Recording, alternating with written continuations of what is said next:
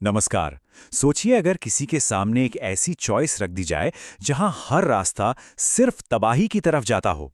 ये कोई मनगढ़ंत बात नहीं है, बल्कि एक किसान की बेटी के लिए एक कड़वी हकीकत थी जो एक बेरहम साहूकार के जाल में एक नामुमकिन सी दुविधा में फंस गई थी। चलिए देखते हैं कि उसने क्या किया। लेकिन कहानी में आगे बढ़ने से पहले जरा इस सवाल पे सोचते हैं।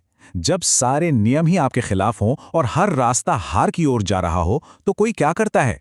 उस खेल से बाहर निकलने का रास्ता कोई कैसे ढूंढता है? यही सवाल इस पूरी कहानी की जड़ में है। तो कहानी की शुरुआत होती है एक बहुत बड़ी मुसीबत से। एक ऐसा कर्ज जिसे चुका पाना लगभग नामुमकिन है। और यहीं पर हमारी कहानी के किरदारों से हमारी मुलाकात होती है। एक गांव में एक गरीब किसान अपनी बहुत ही प्यारी बेटी के साथ रहता था, लेकिन उनकी जिंदगी पर एक बहुत बड़े कर्ज का साया था, जो गांव के एक बूढ़े और बहुत ही निर्दयी साहूकार का था। देखिए, ये कर्ज सिर्फ पैसों का नहीं था, ये एक ऐसा जाल था जो उनकी पूरी जिंदगी को निगलने वाला था।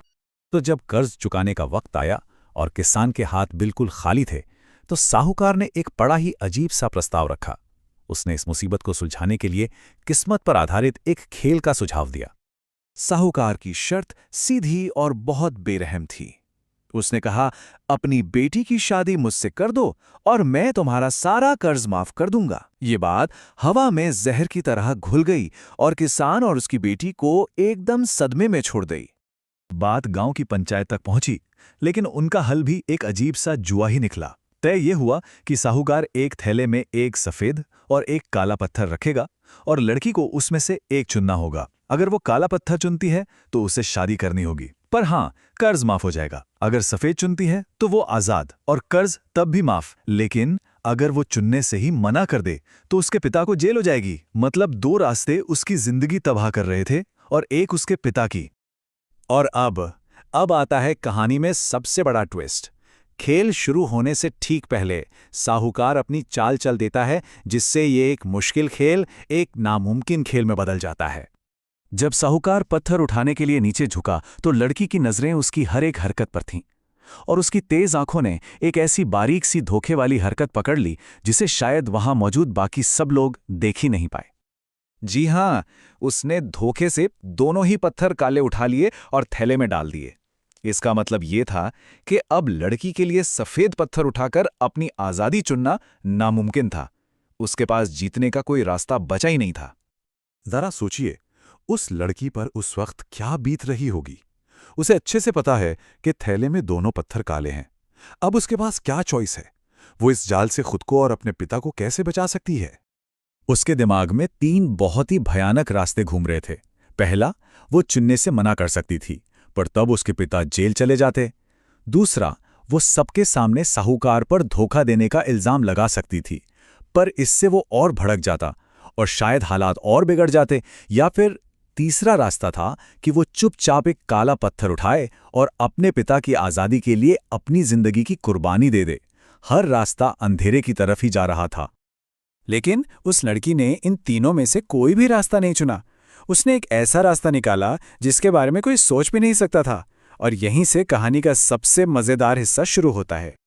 वो हिम्मत करके आगे बढ़ती है और अपना हाथ उस थैले में डालती है जिसमें उसकी किस्मत का फैसला बंद था। वहां खड़ी भीड़ की सांसें जैसे थम सी जाती हैं। वो थैले में से एक पत्थर बाहर निकालती है। उसकी किस्मत अब उसकी मुट्ठी में थी। और फिर उस पत्थर को देखे बिना वो लड़खड़ाने का नाटक करती है। पत्थर उसकी उंगलियों से फिसलता है और कंकड़ों से भरे रास्ते पर गिरकर पल भर में हजारों दूसरे पत्थरों के बीच कहीं खो जाता है। लड़की का सिर्फ ये एक कदम पूरी की पूरी बाजी पलट देता है। उसकी इस एक समझदारी ने साहूकार को उसी के बुने जाल में फंसा दिया और इस नामुमकिन सी लग रही समस्या का हल भी निकाल दिया। अब वो अपना तुरुप का इक्का चलती है। बड़े मासूमियत से वो कहती है, अरे मुझसे ये कैसी गलती हो गई, पर कोई बात नहीं। थैले के अंदर झांक कर देखिए, जो पत्थर बचा है उसी से पता चल जाएगा कि मैंने कौन से रंग का पत्थर उठाया था। और जाहिर सी बात है, थैले में बचा हुआ पत्थर तो काला ही था। ये देखते ही गांव वालों ने फौरन मान लिया कि लड़की ने जरूर सफेद पत्थर ही उठाया होगा। साहूकार अपने ही जाल में फंस गया। उसमें इतनी हिम्मत नहीं थी कि वो अपनी चोरी कबूल करे, क्योंकि ऐसा करते ही सबके सामने उसका भांडा फूट जाता। इस कहानी का अंत बहुत ही शानदार है। पर इसकी असली खूबसूरती उस सबक में है जो ये हमें सिखाती है। ये सिर्फ एक कहानी नहीं है, बल्कि मुश्किलों से निपटने का एक तरीका है।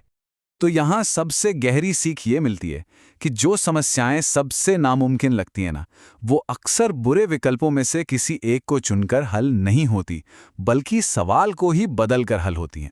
उस लड़की ने खेल जीता नहीं, उसने खेल को ही बदल दिया। उसने सबका ध्यान इस बात से हटा दिया कि उसके हाथ में क्या था, और इस बात पर लगा दिया कि थैले में क्या बचा है, और इस तरह एक नामुमकिन सी सिचुएशन को जीत में बदल दिया। तो जाते जाते एक सवाल, हम सबकी अपनी जिंदगी में ऐसी कौन सी नामुमकिन लगने वाली समस्या है जिसे शायद हम गलत तरीके से हल करने की कोशिश कर रहे हैं?